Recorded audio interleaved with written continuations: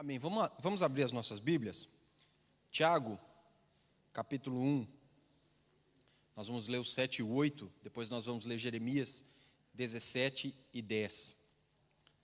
Jeremias 17, verso 10. Tiago 1, 7 e 8, a Bíblia diz assim: não pense tal homem que receberá alguma coisa do Senhor. É alguém que tem a mente dividida e é instável em tudo que faz. Não pense tal homem que receberá coisa alguma do Senhor. É alguém que tem a mente dividida e é instável em tudo o que faz. E Jeremias 17, 10, eu sou o Senhor que sonda o coração e examina a mente, para recompensar a cada um de acordo com a sua conduta, de acordo com as suas obras. Eu sou o Senhor que sonda o coração e examina a mente, para recompensar a cada um de acordo com a conduta e de acordo com as suas obras. Paizinho, fala conosco mais uma vez. Nós pedimos que o Teu Espírito nos ajude a compreender a Tua palavra e também colocá-la em prática para a Tua honra e para a Tua glória. Amém? Nós vamos falar hoje sobre mente sadia, corpo saudável. Mente sadia, corpo saudável. Quantas pessoas você conhece, e talvez tenha acontecido até mesmo com você, de passar por problemas, de ficar preocupado, de ficar estressado, de ficar muitas vezes até depressivo, e você ter efeitos colaterais no seu corpo. Muitas pessoas, elas ficam preocupadas, elas deixam de comer e elas emagrecem. Outras ficam preocupadas e ansiosas, angustiadas, e elas assaltam o frigorífico e acabam aumentando de peso e depois tendo problemas decorrentes desse aumento de peso. Hipertensão, diabetes, colesterol e etc. Muitas pessoas, elas até mesmo ficam de cama, porque elas acabam se preocupando demais, elas acabam colocando a sua mente e o seu coração num estado de constante preocupação e esquecem de que existe um Deus que tem todas as coisas sob controle, existe um Deus que tem todas as coisas debaixo da sua mão, e Ele controla e comanda, e Ele é que organiza, e Ele cuida de nós. Nós precisamos entender, quando nós olhamos para a Bíblia, que o Senhor é a nossa fortaleza, Ele é a nossa torre forte, e a gente pode confiar sempre nele. Não precisamos e não devemos ficar pensando em demasia sobre determinadas situações. E quando nós nos encontramos em situações que nós vemos que elas começam a ser desesperadoras e começam a sair do controle, nós precisamos nos achegar ao Senhor. Como que está a sua mente nessa manhã? Você já parou para pensar como que está a sua mente? Porque muitas vezes nós sabemos como está o nosso corpo, não é mesmo? Porque ele manda sinais mais claros, e muitas vezes esses sinais, eles vêm em forma de dor. Quando a gente levanta com alguma dor, a gente sabe que passa-se alguma coisa de errado com o nosso corpo. Quem nunca levantou com dor nas costas? E pensou seriamente em trocar de colchão? Quem nunca levantou com dor nas pernas, e desejou mais 10 minutinhos de sono para ver se aquela dor passava? Quem nunca levantou com dor de cabeça ou passou o dia com enxaqueca? O nosso corpo manda sinais claros, e geralmente em forma de dor, e a gente sabe que alguma coisa não está bem. E quando não está realmente bem, vem a febre, vem o suor, e a gente muitas vezes vomita, e a gente às vezes tem diarreia. É ou não é? Vamos falar um português aqui claro e simples. E muitas vezes a gente fica mal disposto, e a única coisa que a gente quer é paz, silêncio, muitas vezes uma escuridão para a gente ficar lá quietinhos, não é? Mas e a nossa mente? Será que ela manda mensagens tão claras quanto o nosso corpo? Será que a gente alguma vez já parou para pensar: eu estou com a mente confusa hoje, a minha mente não está organizada hoje, a minha mente está cansada hoje, a minha mente não está bem hoje? E uma coisa, ela tem ligação com a outra. Quando a nossa mente está bem, o nosso corpo estará bem. E quando o nosso corpo não está bem, certamente a nossa mente não estará bem. Por quê? Porque a gente começa a ir nos preocupar com aquilo que virá pela frente por estarmos doentes. Não é mesmo? Quem nunca pensou: e agora? Eu nessa cama não consigo trabalhar, não consigo render, não terei condição de terminar o mês de uma forma boa. Talvez nós trabalhemos e recebamos por hora trabalhada. Talvez trabalhemos e, se não formos trabalhar, seremos descontados daquilo que deveríamos receber. Então uma coisa ela vai puxando a outra, e quando nós vemos, nós em vez de estarmos em paz, vivendo bem, nós sucumbimos aos poucos. Cada vez mais nós acabamos sucumbindo. O nosso corpo, ele precisa estar bem, mas a nossa mente também precisa estar bem, porque se não estiver, nós estaremos de alguma forma enfermos. Só que para a nossa mente estar bem, nós temos que pensar o que está entrando na nossa mente, o que tem abastecido a nossa mente, porque tudo o que entra pelos nossos olhos ou pelos nossos ouvidos vira motivo de meditação. Quem nunca viu um filme de terror altas horas da noite e depois foi dormir? O que aconteceu depois? Talvez nada, mas a maioria das vezes, noite agitada, pouco sono, muita insônia, às vezes até pesadelos, porque aquilo virou motivo de meditação, de uma forma inconsciente, durante a nossa noite de sono. Mas quando a gente vê coisas de dia, aquilo vira motivo de meditação consciente, é ou não é? A gente fica pensando e repensando e pensando mais um pouquinho. Quem nunca ouviu uma música e ficou com o refrão da música na cabeça o dia todo? E essas músicas, elas são feitas especialmente para isso. Parece que aquilo é igual uma pastilha elástica, aquilo gruda na nossa mente e a gente se pega até mesmo cantando o refrão. Uma vez eu fui caminhar pela manhã, e quando eu estava retornando para casa, eu estava subindo ali a Rua das Lojas, e um rapaz estava indo trabalhar, e ele vinha dançando pelo caminho. Ele vinha dançando pelo caminho, e quando ele me viu, ele ficou até constrangido. Eu não vi se ele estava com headphones ou não, mas talvez ele estivesse, e aí ele estava dançando no ritmo da música. Mas quem nunca dançou o ritmo de uma música imaginária que estava só na mente? Não tinha fones de ouvido, mas a gente estava reproduzindo ela na nossa mente, e a gente até mexeu um pouquinho o esqueleto. É ou não é? Porque é motivo de meditação. Se eu vejo coisa que não presta, eu vou pensar em coisa que não presta. Se eu ouço coisa que não me ajuda na minha vida diária e que me afasta de Deus, eu vou ficar pensando naquilo. E menos eu vou querer ter Deus. Porque, incrivelmente, essas coisas que nos afastam de Deus, elas têm um poder tremendo de nos manter afastados de Deus e, às vezes, nos levar para mais longe ainda. É ou não é? Por isso que o pecado ele é tão atrativo. Mas quando a gente conhece ao Senhor e a gente vê que aquilo que Ele tem para oferecer é muito melhor, a gente acaba rejeitando o pecado e a gente busca viver para agradá-lo. Para que a nossa mente seja sadia, então, e o nosso corpo, em decorrência disso, também seja saudável, nós precisamos prestar atenção em algumas coisas. A primeira delas, precisamos fazer uma avaliação espiritual todos os dias, todos os momentos, através da oração. Por que a oração ela é tão importante? Porque é um meio de nos comunicarmos com Deus. A gente gosta de conversar, não gosta? Até os mais tímidos gostam de conversar com aquelas pessoas que eles se sentem bem. E quando nós vamos na presença do Senhor, muitas vezes nós travamos e nós em 5 minutos esgotamos todo o tipo de conversa. Porque a conversa com o Senhor, às vezes, ela é diferente da conversa com alguma pessoa que nós conhecemos. Porque um diálogo nós falamos e nós ouvimos. Apesar de que tem pessoas por aí que mais falam do que ouvem. E tem pessoas que só falam e não ouvem. Eu e Isabela temos um casal amigo, que logo que nós nos conhecemos, e a primeira vez que eles foram na nossa casa, foi muito interessante. Porque a gente não conhece as pessoas, então a gente fica observando, não é? Depois que você conhece, você não observa tanto, porque você já conhece o jeito dela. E nós estávamos ali conversando, e ele falava. Quando ele respirava, ela entrava e falava. Daí ela respirava, aí ele entrava e falava. E aí uma hora eles respiraram e falaram juntos. E aí um falou para o outro, agora é minha vez. Agora você fica quieto que é a minha vez. E eu fiquei pensando assim, olhei para a Isabela, como quem dizia, a nossa vez é quando? Mas foi bacana. E nós somos amigos até hoje. E nós nos damos bem, e muitas vezes eles só escutam, e quem fala sou eu. E aí eu falo, e falo bastante. Não é? A Isabela já é mais calada, mas eu falo por ela e por mim, não tem problema nenhum. Mas não é isso. Às vezes, a gente conversa com as pessoas muito, e chega na presença de Deus, a gente se cala porque a gente não sabe o que falar. Porque a gente quer ouvir de Deus do mesmo jeito que a gente ouve das pessoas. Não é? Mas quando a gente ora, a gente fala tudo o que vai no nosso coração. Nós despejamos as nossas preocupações, os nossos anseios, as nossas angústias.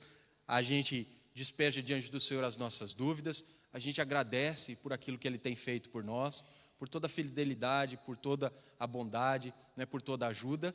Mas também a gente tem que ter o nosso tempo de solitude, o nosso tempo de silêncio, para poder ter impressões no nosso interior que respondem àquilo que nós estamos conversando com Ele. O Senhor vai falar através da sua palavra, sempre conosco. Então, nós oramos e nós temos a palavra do Senhor ao pé de nós, para podermos ouvir da boca dEle aquilo que Ele deseja de cada um de nós. E isso vai ajudar a nossa mente a se acalmar. Isso vai ajudar a nossa mente a colocar as prioridades corretas nos lugares corretos. Esse tempo de oração vai nos ajudar a nós tirarmos aquilo que não importa e deixarmos só aquilo que importa. É igual um pedreiro quando está fazendo uma obra. Hoje em dia eu não sei se é assim, Gilberto, mas quando eu era criança, não é, eu via muitos pedreiros com aquelas peneiras grandes a peneirar areia. Talvez hoje a areia já venha até peneirada, seja uma coisa mais simples. Aonde eu cresci, vinha a areia toda suja, misturada. Não era areia de praia cheia de concha, mas era areia cheia de pedra, cheia de pedregulho, e os pedreiros tinham que peneirar aquilo para deixar somente a areia, para daí sim misturar com o cimento e fazer aquilo que eles tinham que fazer para a construção ficar de pé. O nosso tempo de oração é justamente isso. A gente é como um pedreiro com uma peneira grande na mão, e a gente vai peneirando, não é? Juntamente com o Senhor, para ficar somente coisas boas na nossa mente, para deixar o medo de fora, para deixar as preocupações de fora, para ficar somente aquilo que nos traz a paz, aquilo que nos anima e aquilo que nos faz ver o Senhor. Porque quando a gente tem pedras, pedregulhos, espinhos e entulho diante dos nossos olhos, dificilmente a gente consegue enxergar o Senhor. É ou não é? Mas quando a gente clama por ajuda e a gente faz essa análise interior em oração, o Senhor vai tirando tudo aquilo que nos impede de enxergá-lo. Olha o que o Salmo 26:2 diz: sonda-me, Senhor, e prova-me, examina o meu coração e a minha mente. A ajuda necessária que precisamos vem do alto. A gente ora pedindo: Senhor, sonda-me, ajuda-me a fazer essa análise, o que tem dentro de mim que precisa ser colocado para fora, abandonado, retirado. E aí sim, a nossa mente ficará em paz e o nosso corpo terá vida, terá saúde. Porque quando a gente não tira as preocupações, o nosso corpo vai sofrer. Mas quando a gente tira as angústias e as ansiedades, a gente vai realmente ter uma vida saudável. Por isso que Jesus ele promete a paz dele. A minha paz eu vos dou. Eu não vou dar essa paz como o mundo dá, porque o mundo dá uma paz que é passageira e é uma paz que é enganosa. Jesus dá uma paz que ela é eterna, que ela é presente, que ela veio para ficar, e é uma paz verdadeira, mesmo no meio da dificuldade, mesmo no meio da angústia. A gente passa pelas situações e a gente não entende como que a gente pode estar em paz no meio daquilo. Você já parou para pensar muitas vezes que você deveria estar preocupado, mas você não está preocupado, porque Jesus ele enviou a paz dele para o seu coração? E aí sabe o que acontece geralmente? Você fica preocupado por não estar preocupado, porque você dá voz ao diabo que está dizendo e sussurrando no seu ouvido: você deveria estar preocupado numa situação dessa. Se fosse você estava arrancando os cabelos, estava roendo as unhas, porque é isso que ele quer fazer conosco. Ele quer colocar situações diante de nós que nos desesperem e que nos façam desistir do Senhor. Aconteceu uma vez comigo, meu avô faleceu, infelizmente, já há alguns anos. E eu jogava num clube lá em São Paulo, e eu fiquei sabendo do falecimento dele numa noite de quinta-feira, e de manhã, no outro dia, tinha treino. Não é? E não dava mais tempo de eu ir para o enterro, para o velório. Lá no Brasil as coisas são muito rápidas. De um dia para o outro já fizeram o velório, já enterraram. Não havia condições, eu estava a mais de 1.200 quilômetros de casa, enfim. E eu fui treinar. O que eu vou fazer? Vou treinar, não é? Eu era profissional, era a minha profissão. Eu poderia ter pedido para não treinar, mas essas coisas no mundo do futebol nunca pegam bem. Eles podem até concordar, mas depois eles te colocam meio de canto assim e a sua chance, ela desaparece. E eu fui treinar, e num treino de futebol, certas coisas engraçadas acontecem. E eu me peguei rindo de algumas situações engraçadas, aquelas brincadeiras entre jogadores. E naquele momento, o diabo sussurrou no meu ouvido: você não devia estar rindo, você devia estar chorando porque seu avô morreu. E eu falei: olha só como ele trabalha. E eu falei assim: meu avô já morreu, se eu ficar triste ou se eu ficar alegre, não importa, ele não vai retornar à vida. Eu tenho que receber a paz de Jesus no meu coração, excedendo todo o meu entendimento. Mesmo que eu não entenda, eu tenho que aceitá-la e eu tenho que viver e seguir em frente. Amém? De uma forma muito especial, nós temos que orar a Deus e pedir ajuda dele para avaliar de uma forma profunda a nossa mente. Peça que o Espírito Santo faça um check-up em você, como se você entrasse naquela máquina de scan, né, de tomografia, aquelas máquinas avançadas nos hospitais, e possa fazer um scan total em você, especialmente na sua mente, para que a sua mente possa estar livre. Jesus, ele morreu para trazer liberdade para nós. Nós não temos que ficar escravos de nada, principalmente de pensamentos. A depressão é a escravidão dos pensamentos. Eu conheci pessoas que o estado depressivo delas era tão grande que elas se enfiavam debaixo da cama e não queriam sair de lá. Por quê? Porque a preocupação se instalou e a pessoa não conseguia se ver livre disso. Então faça um check-up da sua mente e expulse com a ajuda do Senhor todo pensamento negativo, que são pensamentos limitadores, aqueles pensamentos que dizem: você não consegue, você não pode, você não é capacitado, você é medroso, você não tem dinheiro, você não tem o físico apropriado, você não estudou, você não tem a família certa, você viveu e cresceu num ambiente que não é o mais correto, que não era o mais apropriado. Elimine tudo isso com a ajuda do Senhor, através da oração. Amém?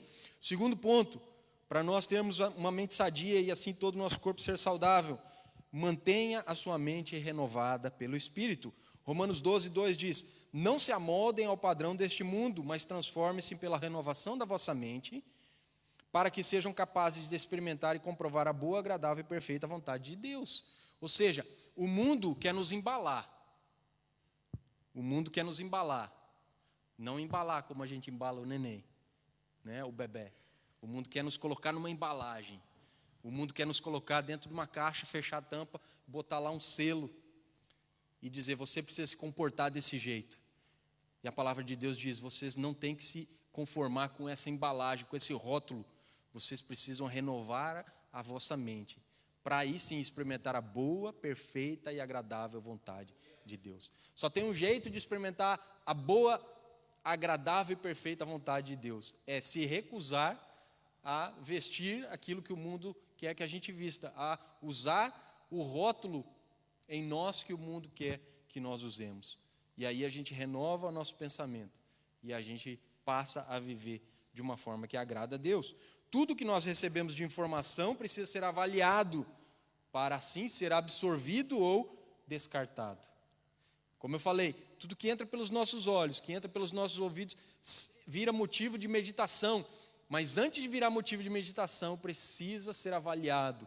Vai ficar na nossa mente, vai ser absorvido ou precisa ser rejeitado. Se precisa ser rejeitado, rejeite e não pense mais nisso. E como a gente sabe o que vai ficar e o que vai ser rejeitado? Quando a gente lê a palavra do Senhor, a gente sabe o que lhe agrada. Porque tem gente que quer viver a boa, perfeita e agradável vontade de Deus, vivendo a sua boa, perfeita e agradável vontade. Eu sei o que me faz feliz, eu sei o que me faz alegre, eu sei o que me satisfaz. Então, eu escolho isso, mas eu quero ao mesmo tempo viver a boa, agradável e perfeita vontade de Deus. Não tem como. A gente precisa abrir mão dos nossos quereres, dos nossos desejos, daquilo que nos atrai, para aí viver a boa, perfeita e agradável vontade do Senhor. Então faça aí essa análise mental e mantenha a sua mente sendo renovada pelo Senhor. Além de Ele sondar você, Ele precisa te ajudar a fazer as escolhas corretas. Como que a gente pode fazer isso? Como que a gente pode manter a nossa mente renovada pelo Espírito? Protegendo a nossa mente dos ataques malignos. Efésios 6,17 diz: usem o capacete da salvação e a espada do Espírito, que é a palavra de Deus. Usem o capacete da salvação e a espada do Espírito, que é a palavra de Deus. Ou seja, você aceitou Jesus, você foi salvo, você já não é do maligno. Aceite isso e rejeite as ideias que ele tem colocado na sua mente. Rejeite os sussurros de depressão e de morte que ele tem falado ao seu ouvido. E use a Bíblia, que é a espada do Espírito, é a palavra do Senhor. E aí nós conseguiremos vencer essa batalha. Nós temos que blindar as nossas mentes e temos que, de alguma forma, nos proteger desses ataques. Porque eles tentam fazer uma verdadeira lavagem cerebral em todos nós, através dos ensinos, através da cultura, através do entretenimento, através da televisão, através daquilo que a gente vê na internet. Vocês viram o que aconteceu lá no Brasil, nessa semana passada? A seleção brasileira, aqui está tendo o campeonato europeu, né, das seleções europeias, e lá na América do Sul está tendo a Copa América. Então a seleção brasileira está jogando a Copa América, que é lá no Brasil. E por algum motivo ou outro, não tem o número 24 no uniforme da seleção brasileira. Então a numeração ela vai subindo, chega no 23, ele salta para o 25. Nenhum jogador está vestindo o número 24. No Brasil, o número 24 ele virou um número pejorativo que simboliza os homossexuais. É uma coisa até jocosa, é uma coisa até mesmo meio discriminatória. Nenhum homossexual gostava da brincadeira que era feita a respeito do número 24. E nenhuma pessoa que era heterossexual gostava de usar o número 24, porque saberia que ia ser alvo de piada. E por algum motivo, o 24 não está na numeração da seleção brasileira para esse campeonato. E aí, alguma associação lá no Brasil que defende a causa homossexual entrou na justiça para cobrar da CBF, que é a Confederação Brasileira de Futebol, o porquê o 24 não está sendo usado.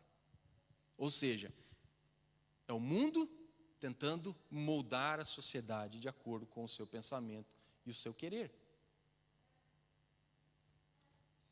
Eles não são obrigados a aceitar o que nós aceitamos, correto? Nós também não somos obrigados a aceitar o que eles aceitam. Eles não são obrigados a entender a verdade que nós acreditamos. Nós também não somos obrigados a entender a verdade que eles acreditam. Mas não é um conquistar de direitos democrático. Muitas vezes é um conquistar de direitos à força, forçando uma situação. Porque antes era símbolo de até mesmo piada e vergonha, e agora virou motivo de orgulho. Eles tentando moldar a sociedade. Isso é só um exemplo.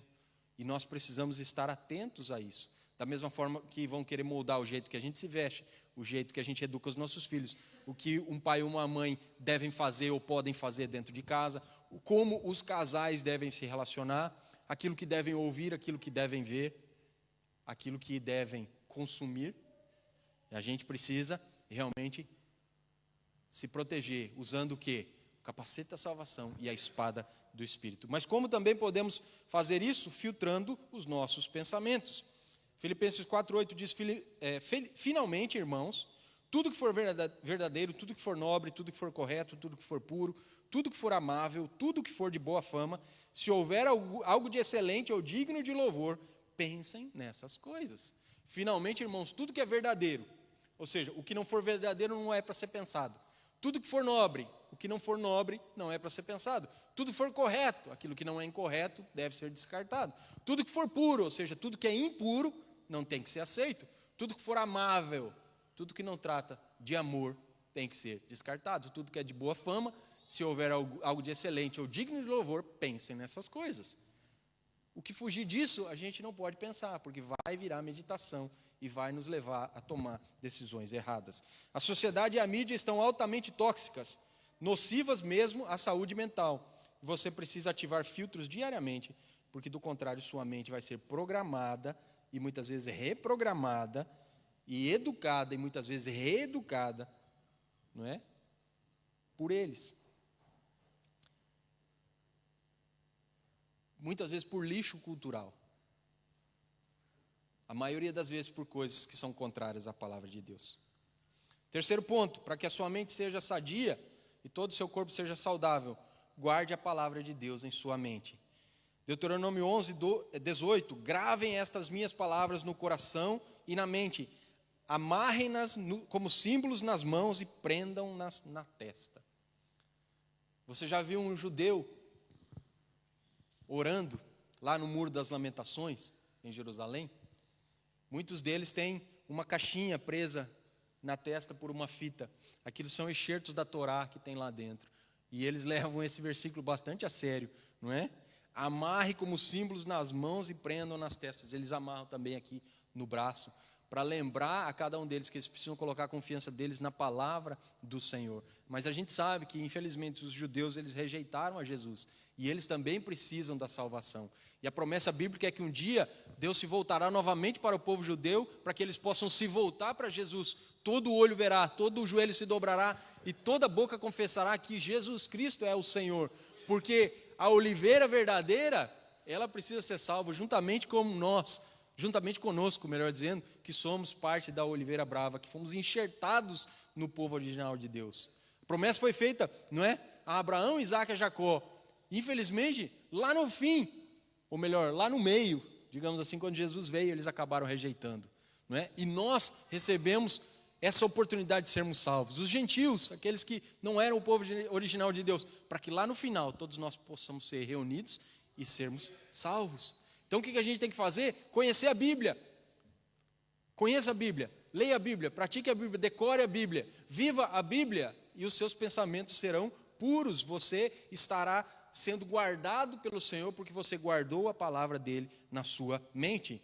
Salmo 119, 19 diz: escondi a tua palavra no meu coração para não pecar contra ti. E aqui o coração, ele tem um sentido de emoção, mas também tem um sentido de mente. Porque muitas vezes a Bíblia usa esse termo e ela intercala entre os nossos sentimentos, as nossas emoções, mas também o nosso raciocínio, a nossa mente. Esconda a palavra do Senhor em você, no coração e na mente, e você não pecará contra ele. Porque vai soar sempre um alarme. A Bíblia diz que ele dá sempre um escape para toda e qualquer situação de pecado que você possa estar quase praticando. Ele dará sempre o escape, vai soar um alarme, o Espírito Santo vai te avisar de uma forma muito clara: o que você está prestes a fazer é pecado, não faça, saia fora. E a Bíblia diz que a gente tem que fugir das aparências do mal. Portanto, conheça a palavra para saber o que pode e o que não pode. E não tente andar no limite, porque tem gente que anda no limite.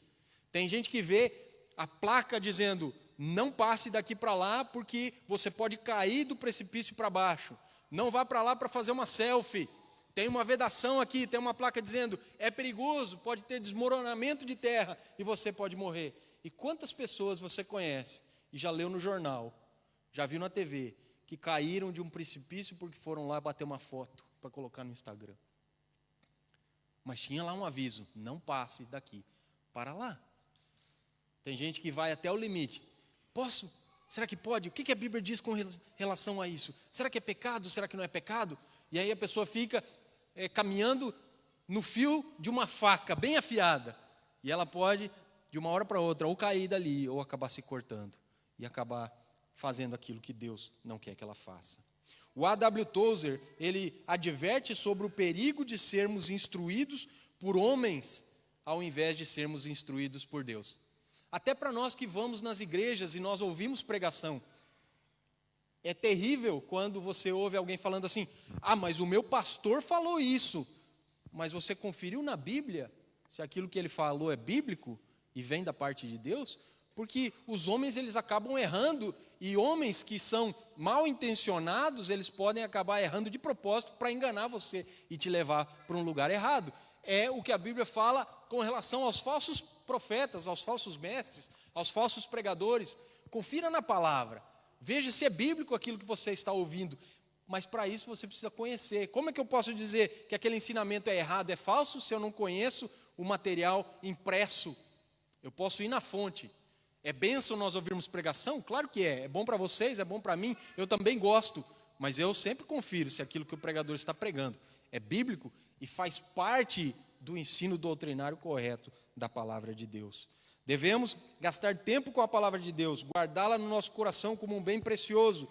Precisamos também de um coração agradecido e de um espírito receptivo que nos permita aprender com o Senhor. O Senhor nos deu mestres na igreja, devemos dar ouvidos a eles, claro, se a gente entende que aquilo que ele está pregando é a palavra de Deus realmente. Porém, a menos que as verdades que ouvimos passem de nossa mente para o nosso coração e depois para a nossa vontade, não aprenderemos de fato pela palavra, nem somos abençoados por ela. Porque a gente precisa colocar em prática. Quanta gente que já pregou para você e você olhou para a vida dela e falou assim, ué, mas é só conversa fiada. Sim ou não? Eu, antes de me converter lá no Brasil, eu participava de muitas reuniões de célula, de lar de paz, dos atletas de Cristo. Só que eu jogava com aqueles rapazes. Muitas vezes eu fazia churrasco com eles. Às vezes eu ia para festas com eles. E eles na reunião era uma maravilha, mas era tudo santo. Depois entrava no campo, cadê a santidade?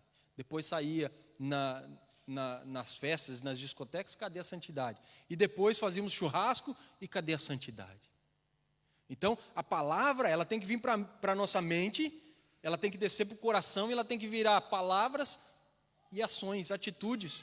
E aí sim, nós estaremos glorificando o Senhor, aprendendo pela palavra, porque a gente aprende na prática, e também sendo abençoados por ela. Somente a palavra de Deus, por ser a espada do Espírito, pode proteger a nossa mente de tantos ataques e guardar o nosso coração de maquinar o mal. Porque nós somos mauzinhos, não se engane quanto a isso, nós somos mauzinhos. Quantas vezes a gente já pensou em fazer mal para os outros? Quantas vezes a gente pensou em se vingar dos outros? Quantas vezes a palavra que veio na boca e a gente acabou segurando? Às vezes a gente soltou. Não é? Quantas vezes a gente ficou aqui dentro pensando, se eu pego essa pessoa, se eu encontro ela na rua, se ela cruza o meu caminho. Quantas vezes, gente, a gente precisa ser honesto, não é? Mas o agradar ao Senhor é também dizer não para esses pensamentos, para essas ações que serão erradas e que no fim da linha vão nos prejudicar, engolir o orgulho, engolir a nossa vaidade e deixar na mão do Senhor, que julga de uma forma totalmente diferente da nossa. Não podemos deixar que o mundo molde a nossa vida, porque uma hora nós vamos acabar tropeçando e caindo pelo caminho. Deixe a palavra do Senhor fazer o efeito que ela precisa fazer na sua mente. Alimente-se pelo Espírito Santo toda a hora, todos os momentos, todos os dias, em todas as situações. Tiago 3,15 diz que a sabedoria que vem do alto é que ela é boa, mas aquela que é terrena, ela é diabólica. Ou seja, não se alimente da sabedoria dos homens. Tem muita gente colocando a sua esperança em homens. Tem gente que prefere ler livro de autoajuda ao invés de ler os livros da Bíblia. Não, porque o autor fulano de tal que eu vi no Facebook, ele abençoa tantas pessoas. E aí a gente vai ler o livro, é autoajuda. A gente não precisa de autoajuda, a gente precisa de ajuda do alto. Amém? Ajuda que vem de Deus, ajuda do alto. E aí sim, nós estaremos nos alimentando de uma sabedoria que não é diabólica, não é terrena. Ela é espiritualmente correta, saudável, e ela é aquela que vem do Senhor. Quarto ponto, proteja a sua saúde mental das doenças emocionais. Cuidado com as doenças do coração. Elas podem atingir e atacar diretamente a sua saúde mental. Filipenses 4, 6 e 7. Não andem ansiosos por alguma coisa, mas em tudo, pela oração e súplicas, com ações de graças, apresentem os seus pedidos a Deus. A paz de Deus, que excede todo entendimento, guardará os seus corações e as suas mentes em Cristo Jesus. Por exemplo, se você guardar o seu coração contra a ansiedade, vai experimentar a paz de Deus em sua mente, em seu interior, e também você vai estar protegido da agitação exterior, não é? Porque a gente precisa entender, existe uma porta e a gente pode fechar essa porta. Sabe aquelas portas de submarino que você vê nos filmes, que uma vez que você fechou, ninguém mais abre? Não tem como abrir, é só você que abre e que você fecha. Você abre e você fecha, e quem está do lado de lá não consegue entrar. Faça isso protegendo a sua mente e também o seu coração das doenças emocionais. O que a Bíblia diz? Não andem ansiosos. Sentiu ansiedade? Ora. Sentiu preocupação? Ora. Não deixa de tentar resolver, mas também não faça aquilo que vai além de você. Porque tem gente que se desespera e acha que Deus saiu do trono. Porque eu tenho uma conta para pagar agora, daí olha para lá, Deus não está no trono. Porque agora tem uma doença, aí olha para cima, Deus saiu do trono, foi dar uma volta. Deus está lá sentado no trono dele. Ele vai nos ajudar. Relaxa. Faz o que tem que fazer. Não deixa de fazer a sua parte. Mas ora para contar também com a ajuda dele. E quinto e último ponto, direcione sua mente para amar o Senhor. Porque se você não amar o Senhor, tudo isso que nós estamos falando aqui não vale de nada. Os 4 primeiros pontos a gente pode riscá-los se nós não estivermos dispostos a amar a Deus. Respondeu Jesus: ame o Senhor, o seu Deus, de todo o coração, de toda a sua alma e de todo o seu entendimento. Ou seja, a nossa mente precisa amar o Senhor. O nosso coração precisa amar o Senhor. Todo o nosso ser precisa amar o Senhor. Mateus 22, 37. Ame ao Senhor também com a sua mente. Treine ela para isso. Adoramos no Espírito, com o coração, com a alma e também com a nossa mente. A nossa fé é uma fé racional. O nosso culto, ele é racional. Ele é emotivo também? É emotivo. Eu me farto de chorar, os irmãos já viram aí. Ele é também com as nossas emoções, com o nosso lado sensorial, mas ele também é com o nosso lado racional. Porque se eu ver que aquilo que está sendo criado no lado emocional, ele foge da palavra de Deus, o meu lado racional tem que me trazer de volta para me enquadrar no princípio correto do Senhor.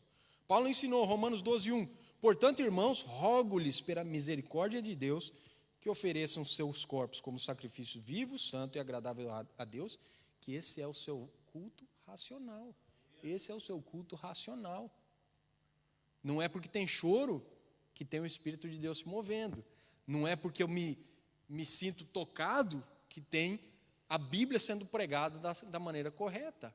Porque o diabo, ele se disfarça até mesmo de anjo de luz, e ele tem o poder até mesmo de enganar os eleitos do Senhor. Abra o olho, entregue a sua mente para o Senhor como um culto racional e se discipline a fazer isso sempre. Para concluirmos, se você tem Jesus, a sua mente foi transformada. Amém? Para viver a boa, perfeita e agradável vontade de Deus. Agora você tem a mente de Cristo, é o que a Bíblia diz. Você é um homem e uma mulher espiritual e não mais um homem e uma mulher mundano. Porque você tem a mente de Cristo, você tem uma nova mente. Você tem novos princípios, novos hábitos, novos valores. Eu acho demais que Jesus, ele muitas vezes não respondia aquelas questões que ele entendia que eram, que não tinham importância. Jesus muitas vezes ele chegava, as pessoas perguntavam certas coisas para ele, e ele entendia que aquilo não tinha importância, ele nem respondia, ele seguia em frente com um ensinamento e com algo mais produtivo para elas. A gente tem que ter esse tipo de mente, porque aí a gente vai evitar o quê? Preocupação desnecessária.